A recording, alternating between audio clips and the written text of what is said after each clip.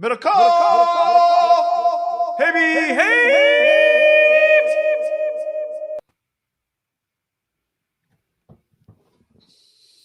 Say it.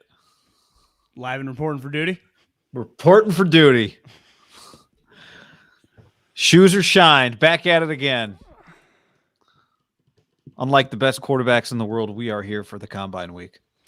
Back at it on a Tuesday. Here we are live on YouTube. If you're on YouTube, hit that like button, subscribe to the channel. If you're listening to the podcast, you might be thinking, did you guys just do a podcast on Monday? Why are you guys doing a podcast on Tuesday? And I'd be saying, yeah, you're right. But we just did it because the only schedule here is when content calls and the alarm goes off. Ham is there.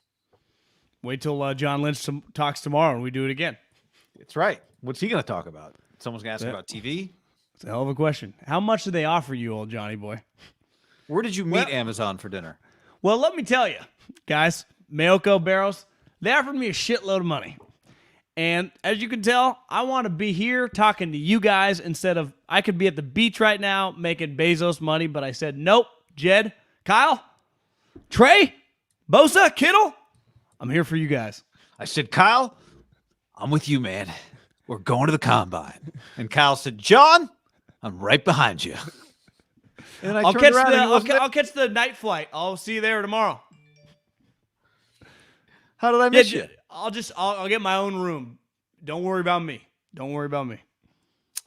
John, this show is brought to the people in part by our friends at MyBookie.ag. Promo code HAM and the number one, MyBookie.ag. Promo code HAM and the number one, where the March Madness is about to begin. We are recording this, or we are live, depending on how you're consuming, on March 1st. And MyBookie.ag, promo code HAM, the number one, well, they'll match that deposit dollar for dollar up to $1,000. If you accept the bonus, remember you have to bet the full amount before you can withdraw funds. You can also decline the bonus. But either way, Ham won that way. They know we sent you. A lot to gamble on, guy. We got a UFC fight this weekend. We got March Madness right around the corner. You want to gamble on the National Basketball Association. We had this little thing called the Arnold Palmer, John Rahm, Rory McIlroy, Skinny Willie Zalatoris. Lot of people there. As if there's a fat Willie Zalatoris? No, it's just, you got a 26, waist at most. He's a zero.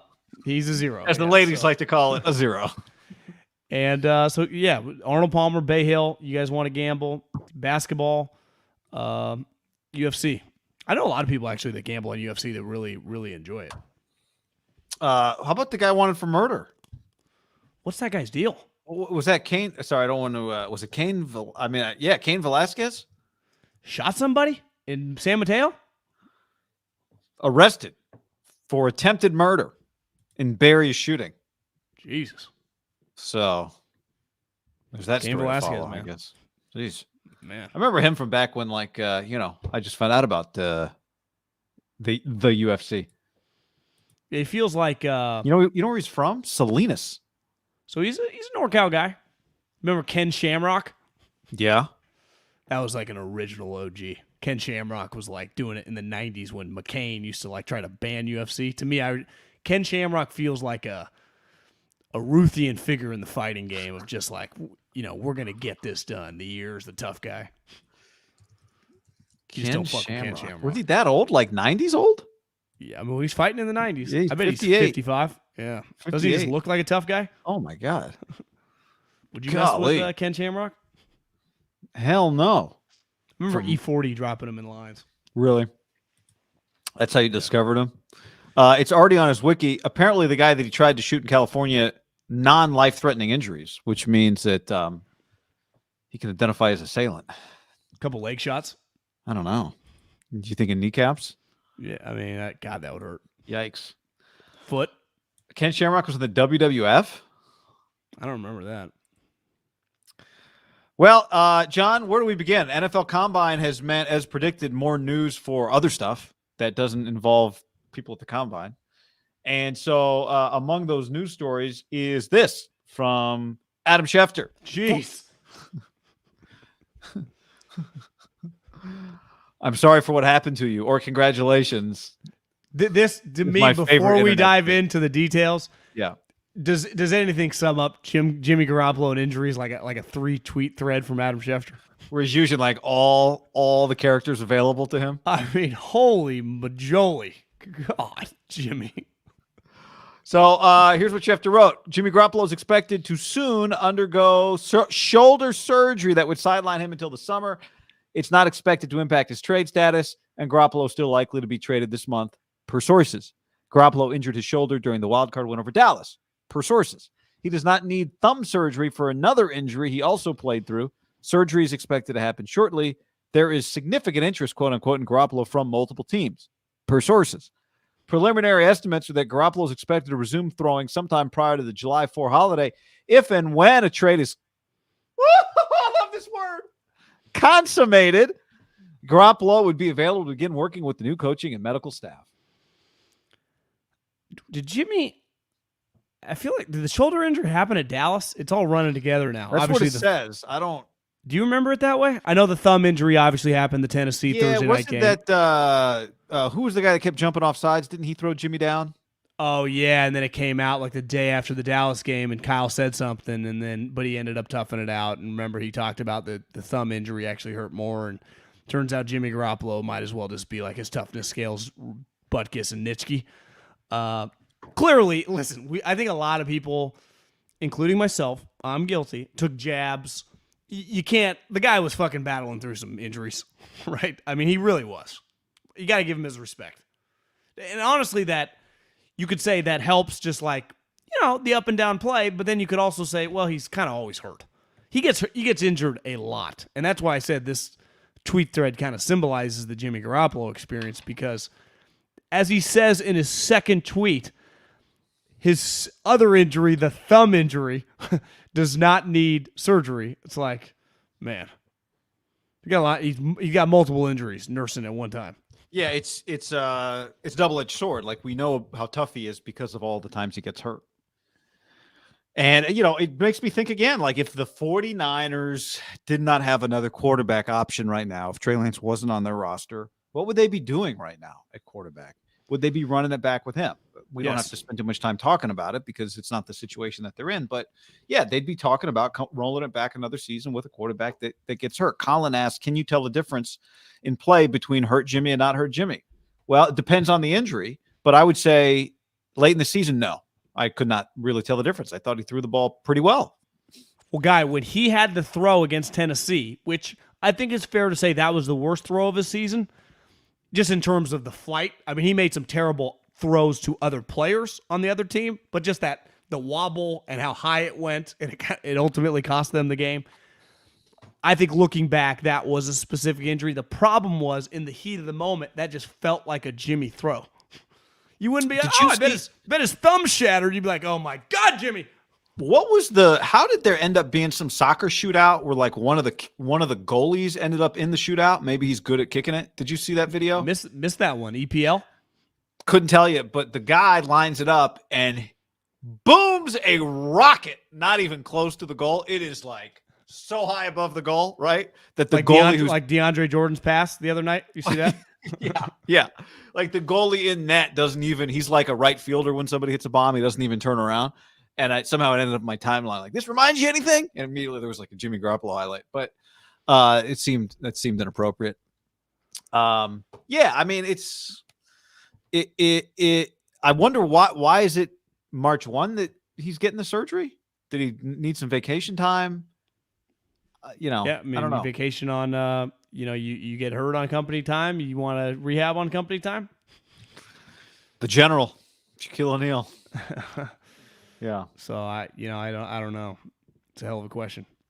If you were acquiring Jimmy Garoppolo, would this make you feel good about him? Well, do you want to dive into the trade value? You want to just anything else to be said about the fact that he's getting surgery? I mean, here's what I'll say about the fact he's getting surgery. Before we get to the value, I do think this complicates things a little bit. Now, maybe it's not a lot. Maybe the surgery's minor. Maybe we get the surgery done and here's the doctor says it and you check him out and it's no biggie. But right now, right this second, when I pick up the phone, I'm John Lynch and I call, whoever. And I call the Steelers, Kevin Colbert on his farewell tour. Like there is a complication here, which is I'm trying to trade what is currently a hurt player, right?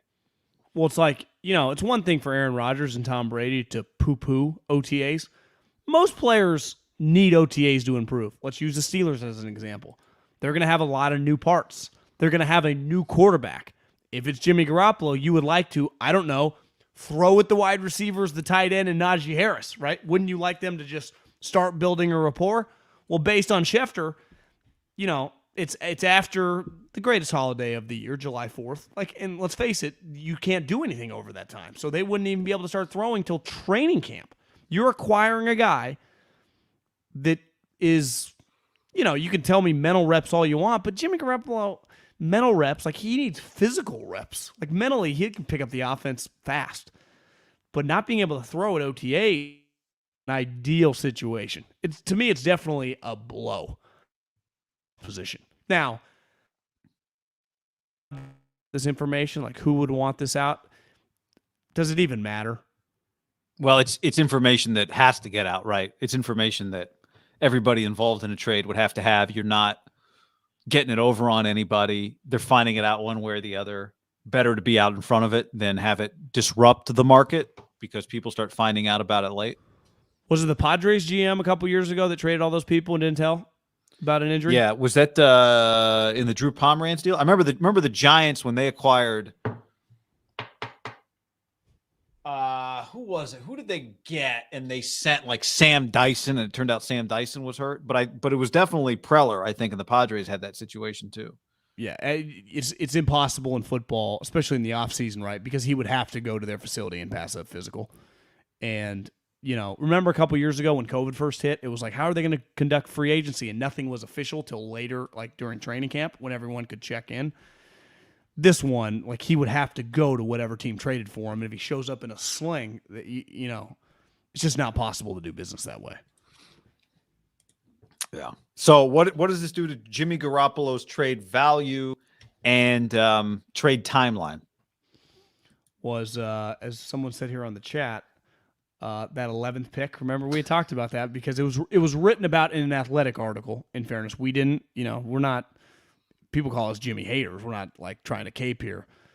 That to me is, not that was ever on the table. No cap. I think at this point in time, it's hard to even see a third-round pick, a tangible third-round pick. It's what I said you wanted to avoid at all costs, that contingent thing. It wasn't hard for the Eagles to accept the Carson Wentz contingency because they were bottoming out a little bit, and they were hoping that it would go to a first-round pick. To me, the Niners contingent would be hey, I give you a fifth now, and next year it could turn into a third. Right? It could be a 5 and a 3 or something. I think his value, it didn't take a blow today because whoever's trading for him is going to know this, but the surgery takes a blow to his value. It's a reminder that you're acquiring a guy that gets hurt a lot. That's what, to me, the first thing about it is, right? Who's literally currently injured. Who's currently injured. Yeah. Now, what did Schefter say? I think he gets traded this month. I think a healthy Jimmy, we felt pretty confident gets traded in the next couple of weeks, as we discussed. March 16th is the beginning of the league year, so it's 2 weeks and change from this discussion. And they have those 3 days where you can tamper, remember? The legal tampering. Yeah. How could you, again, these surgeries are for the most part run of the mill, and maybe this is not even that invasive of a surgery. But how you can't acquire him before he's had the surgery, right? So let's say he has the surgery the next week. You can't acquire him would you as a GM acquire Jimmy based simply on the doctor saying surgery went great before he's begun any rehab? No, I think your trainers would have to talk to the doctor. Yeah, I mean, it's just you're already bringing up things I haven't even thought about. It's really complicating the situation. You could argue that he gets a 6 now, and if he starts 80% of the games, it could kick up to a second, but it's nothing now. You can't. But he could also come out of surgery, it goes well, and then you get whatever you were going to get for him, right?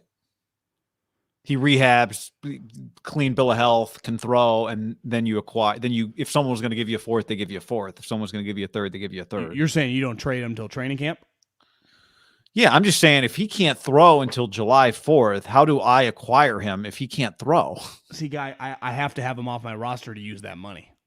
Well, I understand. So now I'm an acquiring team. I'm not giving you a 3rd-round pick for a guy that can't throw. I mean, at this point in time, now that he's injured and now that it's tangible, like ultimately, if you had to, you would cut him. And maybe teams think that, like, because who's trading for that $27 million cap hit? Well, I don't think. Guy? By the way, I don't think is cutting him on the table now. They're using that money. They are not keeping him on the roster going into free agency. They need that. Maybe money. He delayed surgery to try and get cut. Maybe so. But right, ideally for him, he gets traded to a place he wants to go, and gets to renegotiate his contract. I think. But who's extending him now? You can't. He's fucking injured. Well, you don't extend him because you want to pay him for more years. You extend him to reduce the $27 million hit this year. I know, but the power of the extension, like you're offering him nothing. It doesn't behoove him to extend. I hadn't thought about this. I think he's going to get cut unless they're willing to give him away for like a 7th round pick. They're not keeping him on the roster March 17th. The value of the extension is what? Well, ultimately, why would Jimmy give a fake, an extension to give you power to lower the cap number? Right? Like I could be a free agent next year. Yeah, I mean, because he wants to he wants to get something. Like he knows if he gets cut, he's not getting $27 million. He knows what is he getting if he gets cut. But if I get cut, then I get to specifically choose my destination, and I get to I can just sign a 1-year deal and then I'm free to go. If all these teams but what I'm saying is I think he's gonna to some degree be able to choose his destination even in a trade scenario. So what team wants Jimmy on the books for multiple years at this point? What's the most money he's going to get as a free agent? $15 million. Okay, so I'm saying in a world where you have to trade to acquire him because the Niners haven't cut him and there's a couple teams that want him, you acquire Jimmy, you pay him $15 million this year, you give him some weird extension that has him on the books next year. But why would you want him on the books next year? Well, you don't want him on the books next year. It's if you have to trade to acquire him, you don't want to pay him $27 million this year. So you give him some fake extension that lets him move on or you move on, next year. That's what I'm saying. I'm just wondering, though, if this puts them getting cut in play and knowing we can just not give up anything and get him for $14 million. Maybe. It comes down to how many teams think that. Because if multiple teams think that, then you can trade him for something. Right. The $27 million cap hit's not nothing, though. And I do think GMs would really struggle. Like, if me and you were running a team, would you want to fucking extend them and, complicate your books even for next year with Jimmy Garoppolo? Like, that is not what I'd be in the book for or in the mood for. No, but again, I'd be surprised if it turned into a complicated situation. He has an incentive to take less money to get to a place where he wants to get in a trade situation. But the guy, this injury now, he's literally hurt, and to me, the conversation it's much more at the forefront. I think it changes the people you're talking to. It gives them leverage. The Niners. I agree. No, I agree. I agree, but I don't think that necessarily changes the logic from his standpoint of where he can make money and how much money he can. No one's paying him. If he was healthy, nobody was paying him $27 million next year. I am 100% confident. No one was going to acquire him and pay him $27 million. Not a chance in hell. Not the Steelers, not the Texans, not anybody. I agree, but if he was 100% healthy now, it'd be easier to be like, let's just give him that kind of fake extension, the 2-year, $35 million. Right. Now it's like we've seen it in a much different scenario with D Ford. You never want to get in the position where God, we didn't have to tie ourselves to this. We don't have to tie ourselves to this. So if everyone tells themselves they don't have to tie themselves to this, eventually the Niners, they will cut him because they need that money. Yeah. I think that he will be released if they have no offers now because of the injuries. I'm not saying they will have no offers, but if they had no offers, I believe he will be released. Yes, if they have no offers, they won't have a choice but to release him. I still think there is some world where he gets a surgery after a few weeks, maybe not a few weeks. They don't have a few weeks. After a few days, Jimmy's okay. Jimmy's fine. Everything went well. And you're right. You probably end up trading for, one of those conditional picks that maybe has a big swing in it. Is a 6th becomes a 3rd or something like that. Would you do that? If I were the 49ers, a 6th becomes a 3rd? Yeah. I probably would. If obviously, what are my alternatives? It's hard to say yes if I don't know my alternatives, but I think it's fair to say the alternatives are probably not great right now.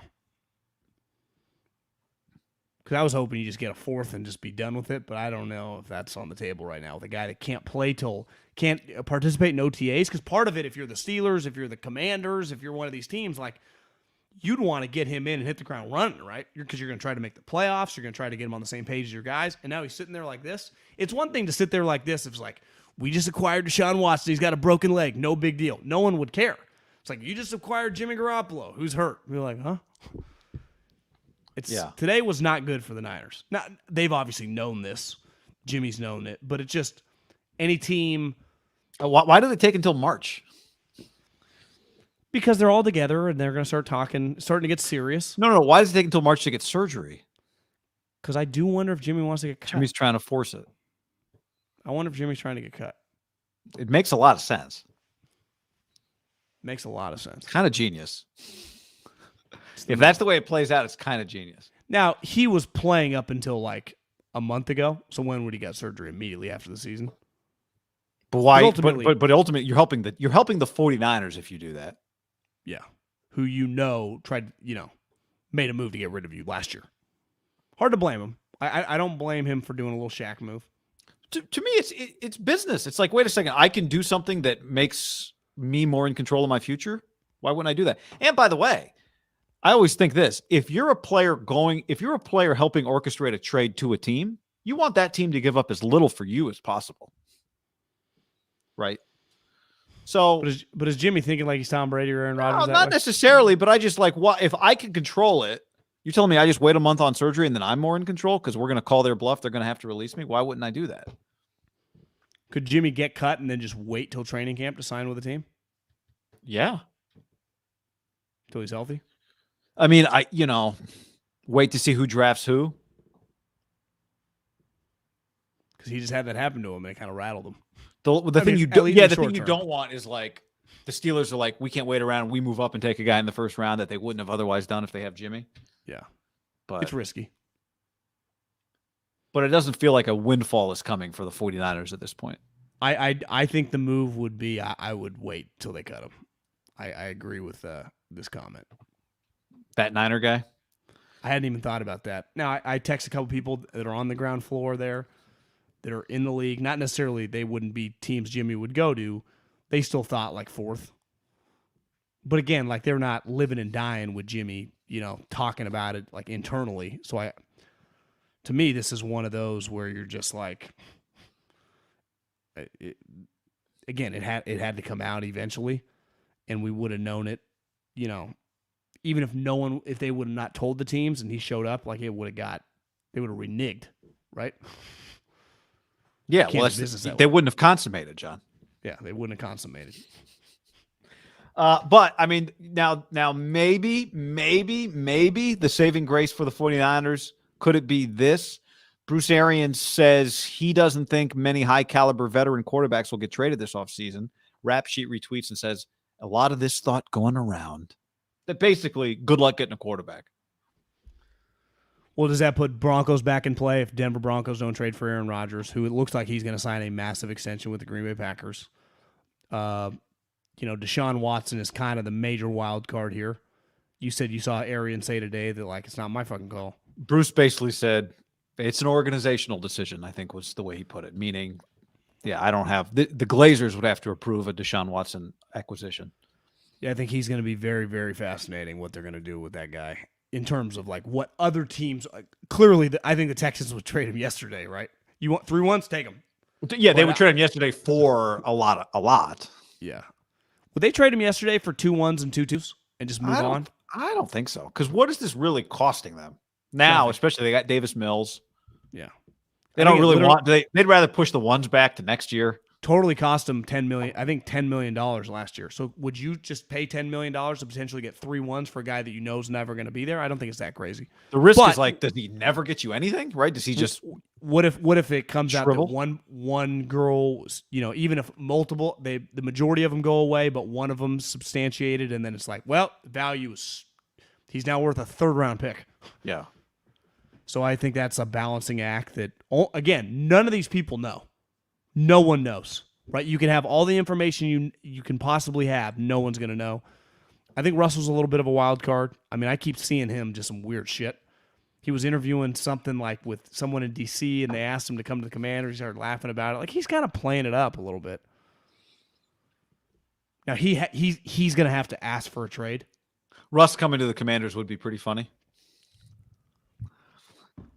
But the only way he ends up at the Commanders is he has to demand a trade, right? I'm never playing for you guys again. Trade me now. Yeah, and demanding a trade from the Seahawks to the Commanders would be one of the more shocking things a player has ever forced. I have a hard time seeing him demand a trade. Like actually putting his foot down and saying, trade me now. I think shown an unwillingness to do that. Yeah, and most, if we just play the odds, most franchise quarterbacks don't do that. Just Rodgers tends to stay put. Russell tend to stay put. So, to Arians' point, like who are your options out there? I know Ben Albright's been banging the table that like Mitchell Trubisky is going to be a sought after option for teams this year, right? Marcus Mariota, you could sign Marcus Mariota. He's not a start. He's a starting NFL quarterback, but he's not a starting NFL quarterback. I had this thought. Would you do this? Kyler Murray to the Commanders for 3 1s, 2 2s, and sign Marcus Mariota with Cliff? Why? Like, I think you might do that if you're Washington, but why would you? I mean, if you're Arizona, but why would you keep Cliff around to not coach Kyler? Well, I mean, you just to move on from Kyler, see if he can win with a type running mobile quarterback, and then just have your franchise reset and ready to roll. Try and find a new quarterback with a new coach, and also kind of short Kyler. Like, I don't think they're going to be in the 20s. Yeah, what's the major? I would trade him to the Commanders. That would be my move. Would the Commanders do that? 3 1s and 2 2s for Kyler? I think the owner. I would. They'd extend him too. I would get right on the phone with Dan Snyder. He's the mark. I would go, Dan. Let's roll, baby. Yeah, I mean it'd be a win for the NFC West. That's the thing. Is like as much as a detriment as Kyler is to Arizona, he does still spook you if you have to play him 2 times a year. He's in a weird place right now, right? Because he can beat you. You just don't think he can. He can't win the Super Bowl, but he can prevent you from winning Niners the has been playing them early in the season. They just need some November and December games. That's a good point. They've drawn them 2 years ago. Remember opening week they drew them in Levi's. Last year they drew them early. You need to push these games back, guy. You would love to get like week 17 against the Cardinals. Like make a note for schedule release day for our big 5 questions on schedule release day. Why? I just think in general, if you're playing the Cardinals, like Kyler's can easily beat any team in the league in September. If you draw them in December, you're feeling pretty good. Whoever's on their schedule, right? Oh, we got them December 15th. Woo! It's the season of L's, John. It's their time to shine. So, yeah, I mean, I still think there are enough teams that, like, if you're the Steelers, we keep using them as an example, but you're the Steelers, the available options out there, Mariota, Trubisky. I mean, you're the Denver Broncos. What are your options? Now, maybe somebody falls in love with somebody this week. The Steelers love Matt Corral. Something about him. The Broncos love, whoever. Malik Willis, just something about him. We love him.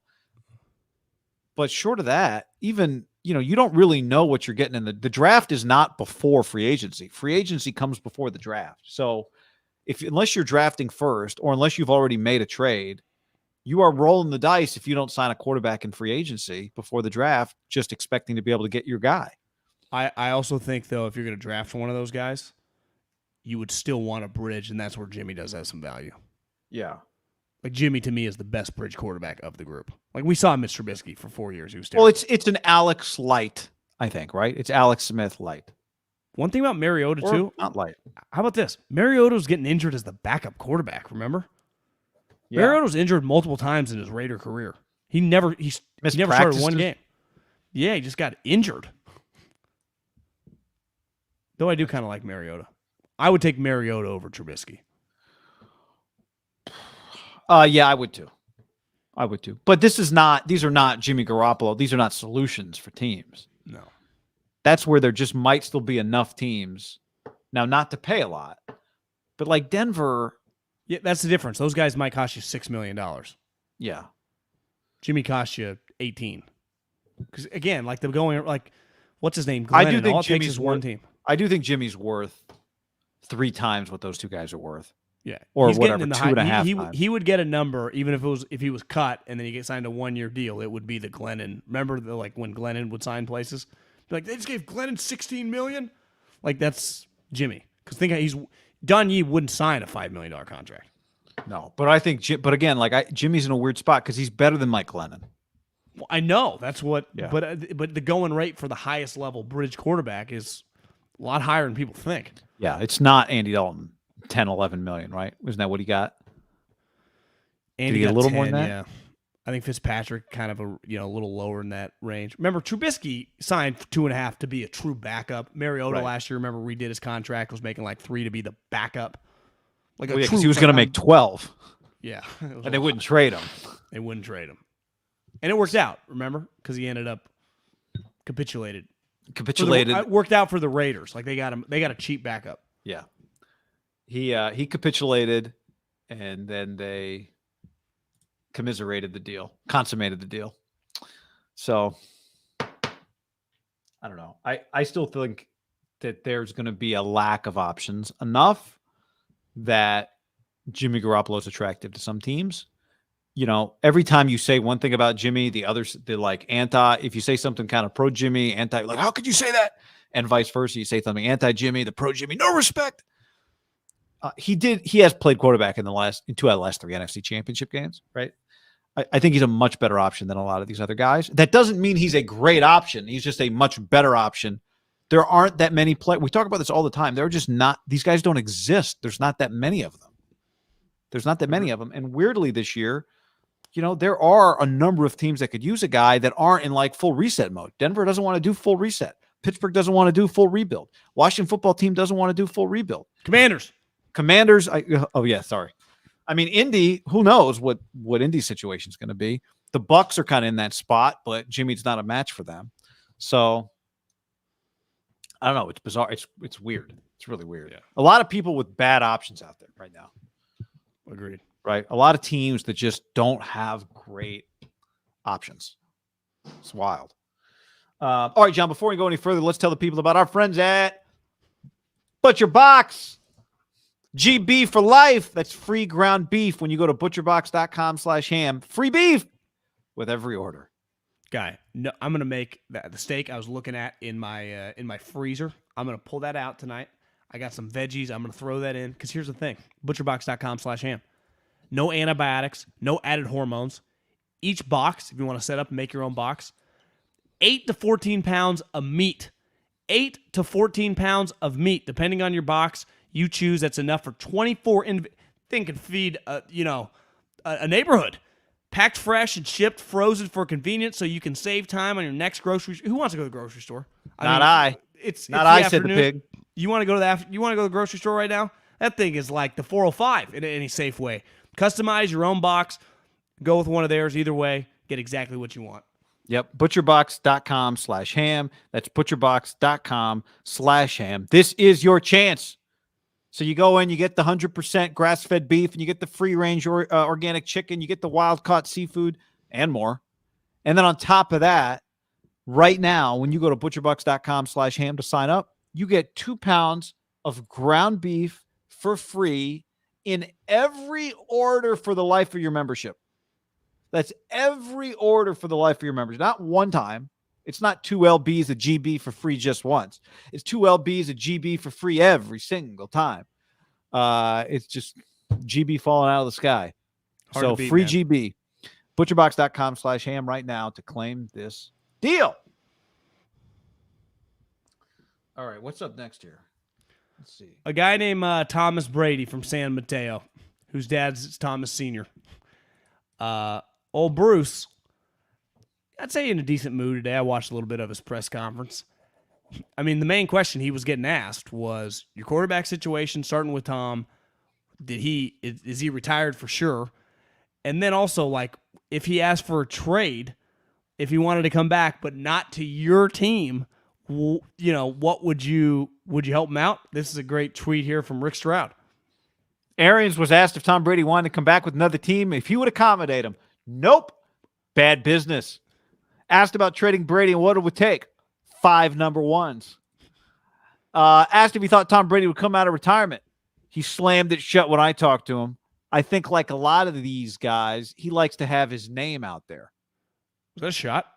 I mean, I don't know if he intended it as one, but it's a shot. But I think Brady's earned the right to not be like a lot of these guys. Hey, Bruce, he won you a Super Bowl. When you see that, what do you mean? Go ahead. No, go ahead. Say what you're going to say. He likes to have his name out there. Does he mean he enjoys people talking about him right now about potentially coming out of retirement? Is that what he's alluding to, you think? Yes, that's exactly what he's saying. But didn't he win? Didn't Tom win Bruce's Super Bowl? No, Bruce said, people don't talk about a lot of the other guys that helped him win a championship. It wasn't just Tom. Bruce said that today. So clearly their relationship fell out of favor, right? And Bruce is, Let me see if I can find that quote. In fairness, they had a really good team.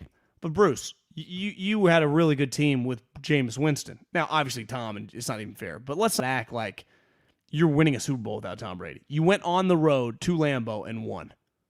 Give me a fucking break. I'm a Bruce Arians. I think he's a fantastic coach. But, to me, there's a balance of, I'm all for candid, talk some shit, that guy who's just willing to say whatever. But there's also sometimes with that guy, his ego can get in the way of some of his words. That's a comment where, come on, bro. What are we talking about? He likes to have his name out there. Bruce, like a lot of these guys. He didn't just win you the Super Bowl. He then had you hosting in the second round at home. Bruce Arians, unbelievable ride these last 2 years. I've got to say, Tom got all the credit. A lot of other guys had a hand in the pile. It wasn't all just Tom Brady. I mean, but it kind of was, in the sense that you don't win it without him. Of course, other people helped him win. That's the way these things work. But why? Here's the thing: is whether he's Tom's not taking all the credit. Why is he in the business of trying to denigrate Tom Brady on any level?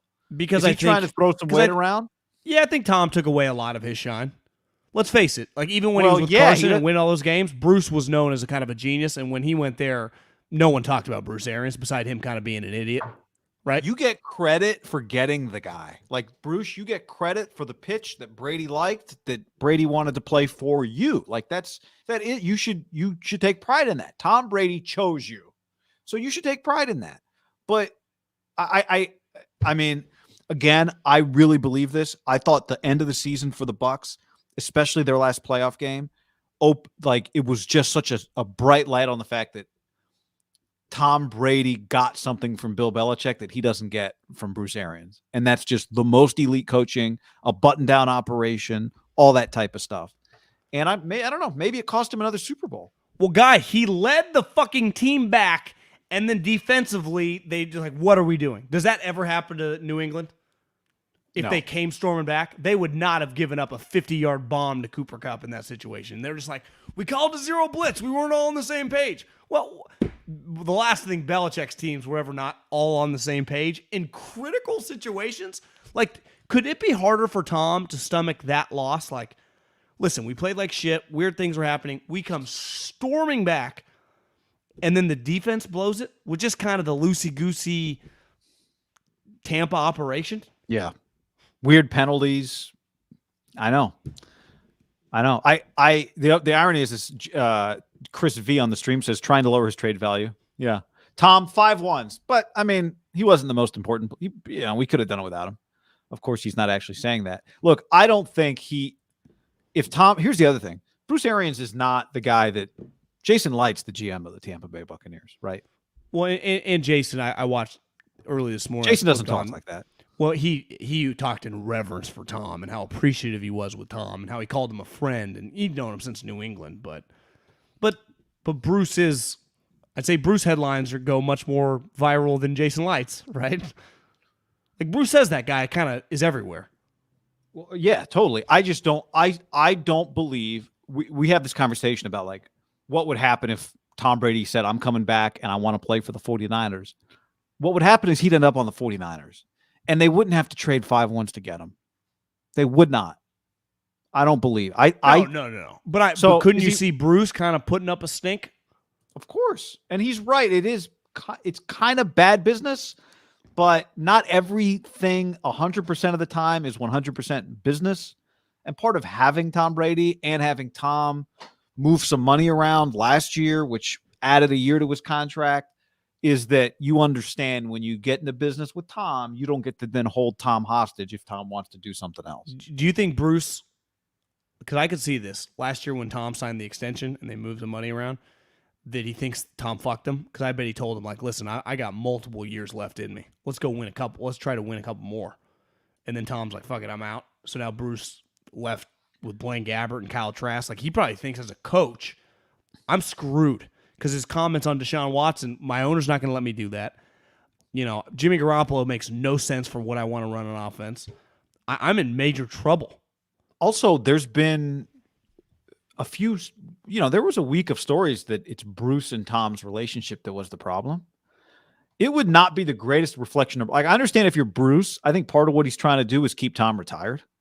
It's not a great reflection of you if Tom comes out of retirement only because he wants to play for somebody else, but he was willing to retire if it meant playing for you, right? That's not the greatest reflection. Like, Bruce doesn't want that. Bruce doesn't want Tom Brady coming out of retirement to play for somebody else. I think Bruce has the little IDGAF. Like, deep down, would he truly want it? Of course not, but I don't think he spends it's like, okay, we'll fucking try to kick his ass. Yeah, I mean, I'm sure you're. I think it's all those things. He's a stubborn. Here's what I know: man. the NFL after the season talked for 2 weeks about how Bruce Arians was the reason. Bruce Arians' relationship with Tom Brady is why one of the reasons Tom retired. Now, I don't fully believe that, but it's been said multiple times, right? Tom retired from Tampa, and that's a reflection of Bruce. Fair or not, to me, Bruce is a little offended right now. Bruce offended that Tom quit on him. That's what. Yeah, Bruce offended on multiple fronts. Well, don't you think that Tom told him last year I'm in for a couple years? Because it felt like that. Tom has been Tom has always goal-oriented. Tom Brady has said forever he wants to play till he's 45. Then he just retires at 44. Yeah, it's weird. Bruce is not handling it well. I saw Tom golfing yesterday with Louis Oosthuizen, and he's handling it a lot better. I feel like Tom really likes Florida.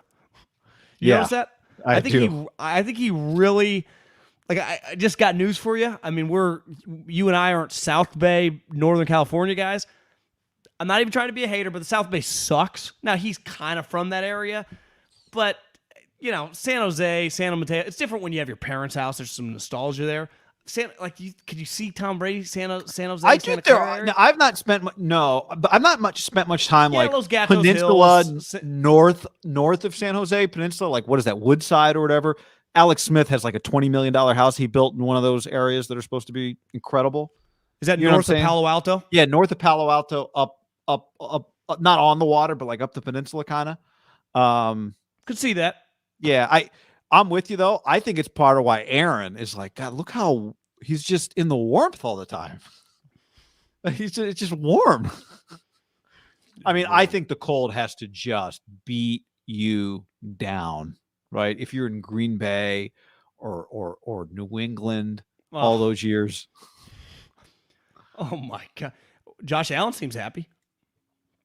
But did you notice the moment his season ends, I think he bought a place in LA, comes to Los Angeles. Who's that? Josh Allen. Oh, Josh Allen. Yeah. Josh Allen, I just saw was on a boat. Yeah, he's Southern California. Somewhere, but it wasn't like Saint Tropez or something like that. He was just off Coronado. Oh, yeah, Mexico, girlfriend, and then he hangs out Jordan Palmer. Like he's warm, and then he goes to Buffalo.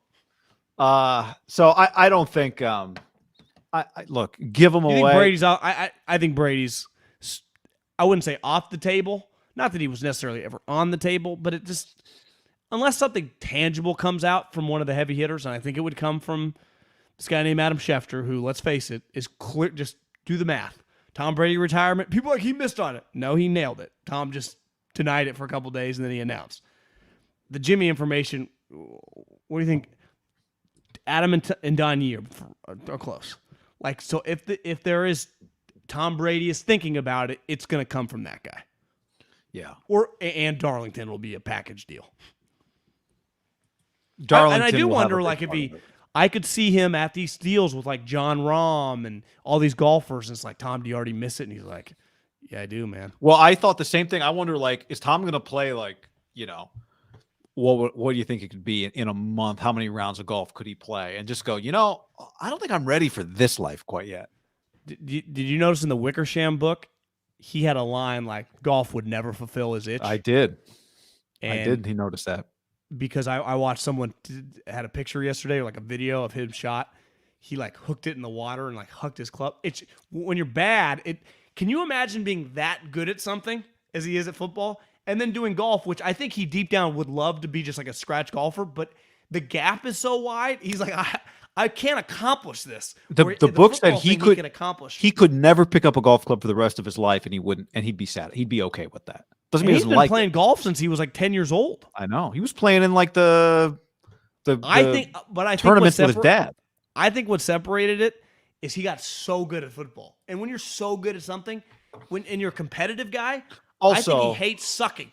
Also, who's he play with? Like, he's like trying to keep it close with Louis Oosthuizen, Like, Tom, go play with some guys that are worse than you. Make you feel better. Well, there was another old guy in the group that I saw someone post on Twitter that, like, it was Louis Oosthuizen, Christian Bezuzahoit, and this guy, who is the richest guy in South Africa.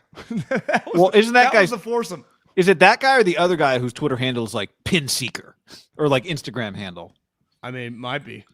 One of them, their handle is like Pin Hunter. So it's like, well, I bet this guy's pretty good. There are a lot of rich guys in that. It's called the Member Pro. The Member Pro. So it's a member brings a pro golfer. Brings a pro golfer. Did you see the list of pro golfers? No. I mean, it was Rory, Rahm, Justin Thomas, Dustin Johnson. It was an incredible, the OGR field. I mean, it was every guy in the top 25 was there. They weren't giving out points? No, but every single guy worth their salt was in the tournament. And Tom. Couldn't you make a lot of money just going, if you were like Fred Couples, just on a circuit of just playing member pro events? Just like you get a guy to pay you $200,000 to come roll in and play with him at his. Well, the problem is with like, let's just say member guests. Freddie's handicap is so good. Like ultimately, you kind of want a ringer. Like you want somebody with a plus. What's the guy's name? Taylor Zarzer. Yeah, the guy that calls like Sirius XM. He was there yesterday, and he was talking to Tom. They asked him what his handicap was, and he said I'm an 8. And then Zarzer asked him like, "Are you playing to an 8?" He's like, "I'm probably not even playing to an 8." But if Tom Brady's shooting 75 and playing to an 8, he's a great addition, right? Because he gets all the strokes. Freddie doesn't get any strokes. Like you are a good addition if you're at 18 and you can shoot 85. What about a 91? You should get up and play. All right, anything else? Did we have another conversation about Arians? No. Weird comments from Bruce Arians. Put it that way. Bruce is edgy. I mean, obviously Bill and Tom's relationship didn't end great, but Bill never said stuff like this about Tom Brady. It was never about the football stuff with Bill, right? It was more just like he's just always so negative, the negativity. It was never like, I don't like our schemes. I don't like our preparation. I don't like our ability to stop people on defense, right? It was just, God, this negativity. I've been here 20 years. Bruce is like, do we even fucking know what we're doing here? There had to be moments of practice where Tom had to go. Because Jason Light said this morning. He's like, and I bet Bruce wouldn't like this. The number one thing he did is show everyone the standard, and that is set the standard for everyone else. So now all the guys that are going to stay, they just know what Tom did because everyone follows him like a puppy. Bruce wouldn't say that because Bruce, no. I set the standard, right? Well, one of the things in the book, again, we referenced the book is It's Better to Be Feared, Seth Wickersham's book from October, which we've both listened to on Audible, and is fantastic. One of the things in the book is like a change in Tampa came when Tom realized holding guys to his standard was not going to work. So he sat everybody down. He went through each guy and was like, what do you want? Like, what is your standard? I'm going to hold you to that standard instead of I'm going to hold you to like, Julian Edelman standard. Just Chris Godwin. What's your deal, man? Like, what do you want? I like doing me. I catch some balls. I might drop a few. And Tom's thing was, I'm just going to hold guys to that standard now. I think I know most of the route tree, but if I don't, I'm just gonna kind of freelance it. And maybe I'll give you a wink. How about just throw it up? I'll go deep. I'll put my hand up, Randy Moss style 07. Just keep running. Is that good for you? Remember the I story might when it show was up like, late sometimes. I don't have a perfect diet. if we could go through the history of like Roto World NFL headlines, the most meaningless headline, it might have been, if Tom Brady goes to Tampa, will he get Chris Godwin's number 12? I was listening to Dirk on Russillo's pod talking about how Dirk always wore 14 because that's what he loved Charles Barkley, and that's what Charles wore in the Dream Team was 14. And he gets to Dallas, and like Robert Pack wears 14. I think it was Robert Pack or like Cedric Ceballos or one of those guys. He's like, could I get 14? He's like, he basically laughed me out of the room. It's like, well, that's why I wear 41 because it's like 14, but the guy wouldn't give it to me. But Chris Godwin, you remember that story? Like, I don't know. Godwin wears 12. In fairness, I mean, I think people thought Godwin was pretty good. Tom made Godwin look like that guy's a star. Bruce disagrees. Bruce knew he was a star already. No days off, says Antoine. I mean, unless you're, McVay. Scrambled O. Hey, fellas, how do you think the coaches that aren't at the combine, Shanahan, Saleh, McVay, are spending their time? Film review of free agents and rookies? Is that a better use of time? Thanks. Hashtag Tito's. Listen, I think Kyle and Sean, who clearly both didn't attend the combine, are in a little bit of a different category. McVay's team literally does not have a pick, I think, till the 4th or 5th round. They do not have a day 1 or day 2 pick. And here's the other thing. Sean McVay played because they had the Super Bowl an extra 2 weeks. So, this is somewhat his vacation time, right? He hasn't been around his wife. I kind of get it. We don't have any picks. I just need a little time to myself. I'm not going to retire. We don't have any picks. Okay, Kyle, They have a comp third. Kyle's had an extra 2 weeks. I get he's got some coaching turnover and he's interviewing, signing all these quality control guys away from college.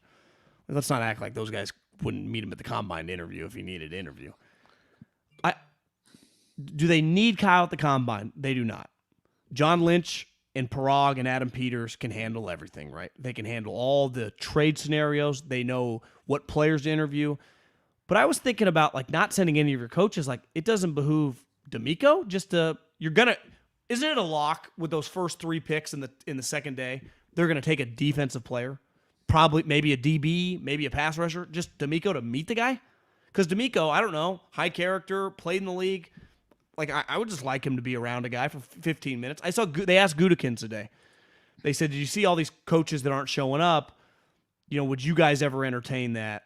And he was like, I really value our guys, LaFleur and this guy. LaFleur's there, and all his coaching staff just you could say, because he basically is like, you can tell me 15 minutes isn't that much, but it's better than 0. Well, think about it is something. You meet somebody for 15 minutes, right? Yeah, I mean, wouldn't you say that first impressions can mean a lot? Do you remember the viral video when DK walked into the room and that picture had been, and Pete ripped off his shirt? But don't you think wouldn't you imagine if you sat down with John and Pete, be like, clearly you guys were intrigued by him before the combine. Did you guys become very intrigued? And Pete might say, the moment I saw him walk in, I said, fuck, we might have to have this guy, right? Yeah. So does Kyle have to be there? Of course. I mean, he's literally not there. But I'm just saying, can they get by without him there? I do think it's a little bit of a mail-in job by him, I text you this morning. The one thing that you consistently see is every coach over 50 is there. Because it's just, obviously the new coaches are there, Doug Peterson, Hackett, or whatever. But Andy, the Arians, every coach, Belichick's going to be there. Couldn't you see those guys kind of talking to each other like these prima donna young hotshots think they're above this? Because now they make our money now too. They make $12 million. Sean makes 18 or whatever. Yeah, they feel they're too good for this. And they, they're the decision maker until it comes time to send their GM somewhere. Now, in the case of the Rams, Les isn't even there, right? Which, to me, they are in a different category than Kyle, aren't they? Just because they won a championship? Well, because they just stopped working. So you just need some time to breathe. And they literally have 4 picks. They just don't have any picks. Well, Kyle, I mean, you have a second-round pick. I'd also say this. Jimmy, Parag and Kyle and John and Adam can do the Jimmy negotiations, and nothing can become official for a couple weeks.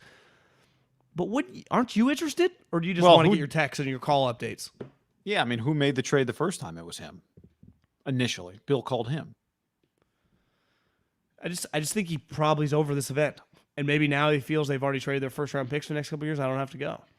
I just wonder if that – and I get it. If I was in his shoes, I think you could easily justify – I don't see my family for 6 months. John goes home every night at 7:30. So does Adam. Like, this is not my fucking necessarily event. But ultimately, Kyle, like, you are the 13, 14, whatever you make, $1 million head coach who's the boss, and you're going to give the yay or nay on the pick either way.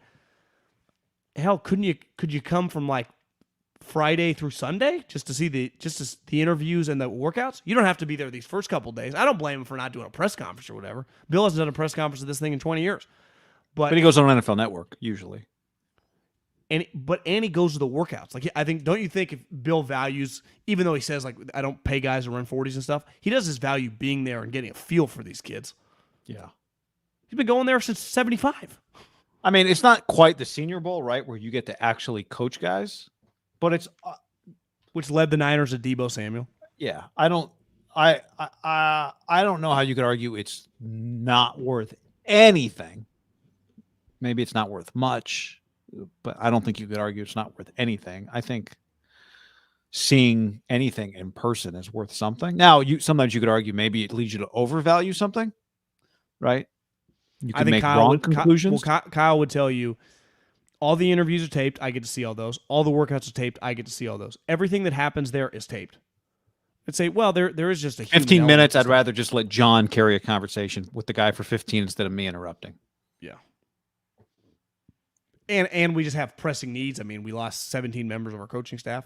I'd say, well, historically, a lot of people interview. I plan on filling all their jobs individually myself anyway, but we'll plug some people in. Well, do you expect Kyle Shanahan to go next year? Feels like he's probably just done with this thing. To me, it's like, if he needs a quarterback and quarterbacks are going to throw, but now, you've got the difference individual is pro days. I saw a rap sheet say, and you forget sometimes, but he's like, this could be the last year here, aka this is the last year here. It's coming to SoFi Stadium. Did you see any of Frank Reich? His comments when he got on the mic were like, "It's great to see everybody in person. It's great to see everybody here in Indianapolis." It's been a pretty good deal for him. It's at home. He just goes home every night. Let's say next year it's in Los Angeles. There's not really an excuse for Kyle not to go, right? I would imagine the NFL also encourages everyone for the first year in LA to go. Well, do you know what I noticed today? And I mean, you and I talk about this a lot. This is a nice little fucking week for the NFL. You know what they're handling? Everyone's like, MLB lockout. Or are they talking Chris Ballard and Frank Reich's comments on Carson Wentz, right? If this event didn't happen, what would happen? There wouldn't be any talk about the NFL right now. But instead, they have all their coaches and all their GMs get in front of a microphone. Isn't that kind of... Do you know who likes that? Oh, Raj. And it's not like there's nothing going on. There's stuff to ask these guys about. There's stuff to ask Chris Ballard about. That's a legitimate question. Yeah. Yep. There's stuff to ask Andy Reid about, right? What was going on with your offensive coordinator? There's stuff that Andy's like, I leave and I come back and I hate Eric and Pat hates everybody. And no one can play up a serious situation like it's funny and just like, let's just go have some cheeseburgers like Coach Reid. Remember me from the punt, pass, and kick? It's me, Andy Reid. He acted today like it was nothing. I didn't see that. Yeah, he acted today like it was nothing. No biggie. Why did Eric sign a 1-year contract? Is that weird for a guy that's been there 7 years? If he'd signed a 7-year contract, they would have let him out if he wanted to leave to go become somebody else's head coach next year, right? I saw someone wrote like, Matt Nagy is in position to eventually take over for Andy Reid one day. Eric Bieniemy's on a 1-year contract if he wants to get a head job or a play caller next year. Like, guys, no one's hiring this guy. We have evidence now. This guy's not, people are just not hiring the guy. DeMeco Ryans is a lock to get hired before Eric Bieniemy to be a head coach. I would bet $5,000 on that right now. Yeah, it's bizarre.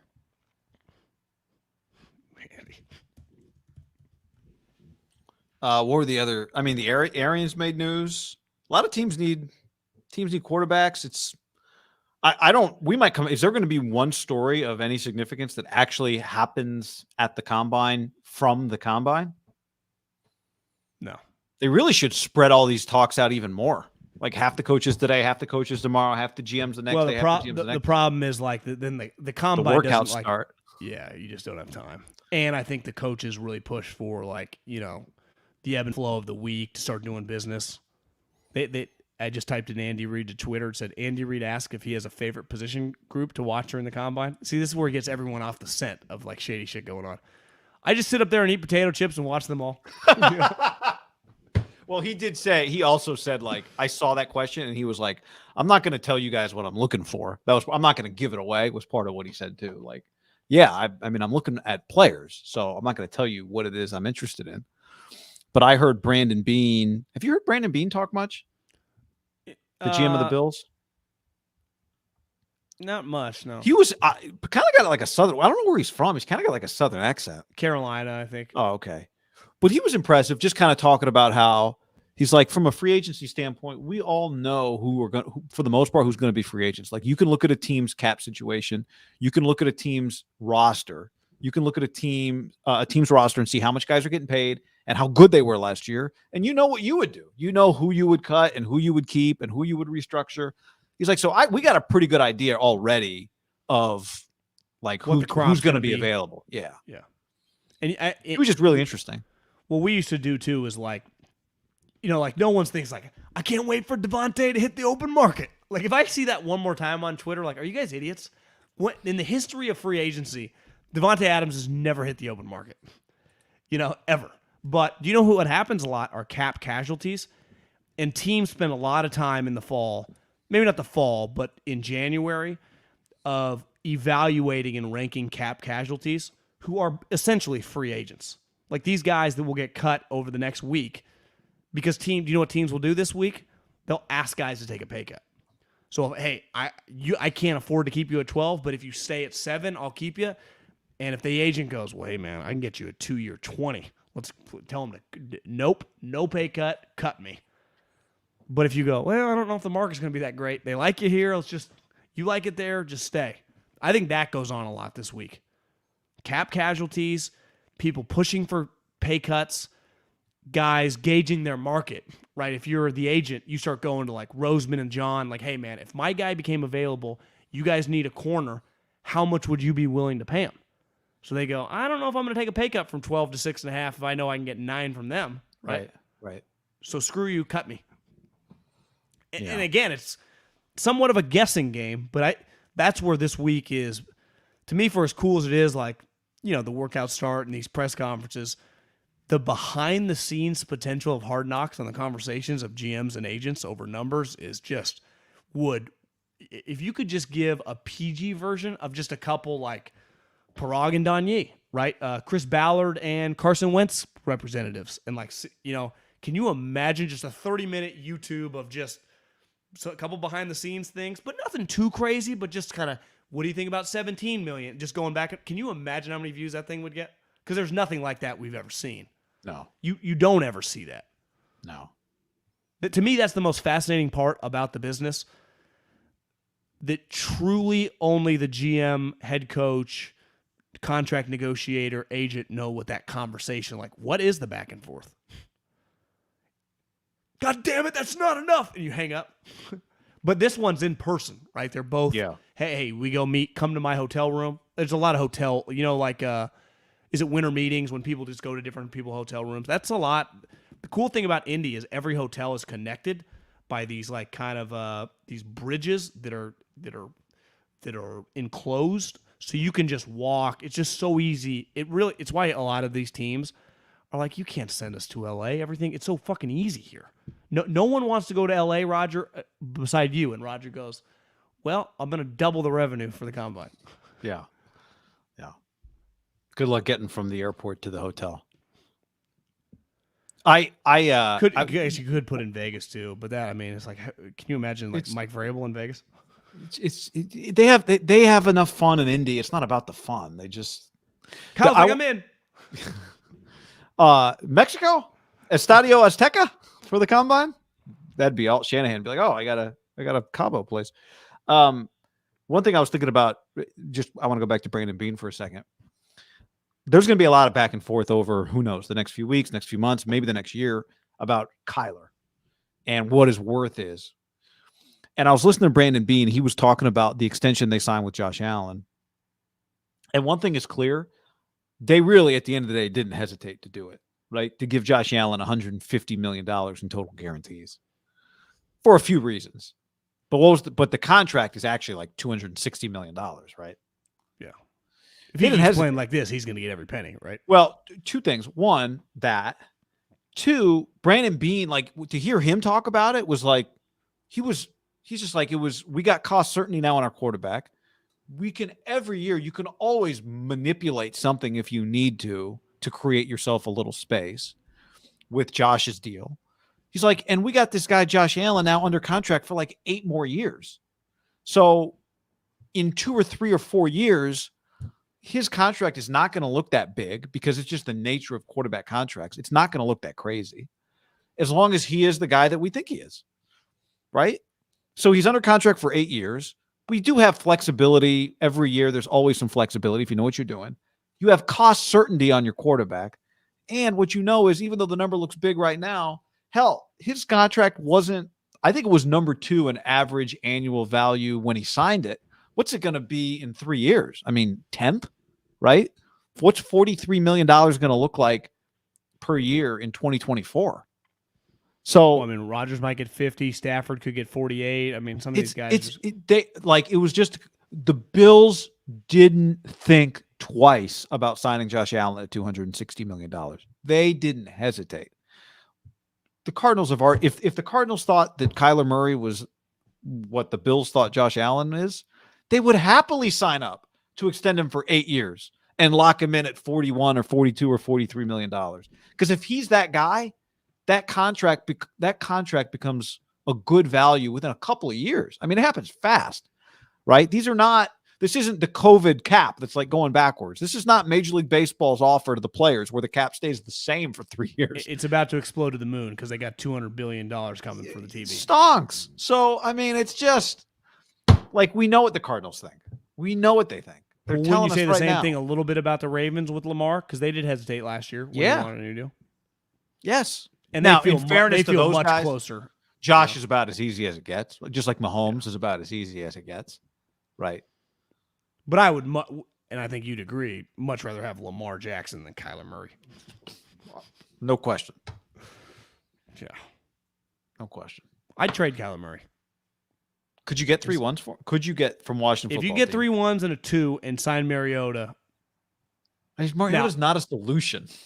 Well, if I'm Keim but if I'm the owner, I do an old school like pro sports back when we were kids, like 90s, 70s, 80s, where the owner would just do shit. Like I'd be like, hey, Kyler's available. 4 ones. I'd say, Commanders, what is he worth to you? Because if you give me an offer, I'll think about it. I'll trade. I don't give a shit with my 2 guys. I got to tell you, feels like a commander.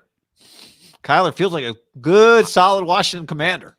Rivera would not like him. No, he would not. Del Rio would try to kill him in practice every week. Oh, my God. All right. Expect us back on Wednesday. Tell your friends. Thanks for hanging. Thanks for consuming the content. Thanks for supporting. The mailbag is back. Go get in that. Go to iTunes. Leave us a review, 5 stars. Leave us a question. Tell us your favorite bar to hang at. Speaking of bars, free GB for life. All right. On that note,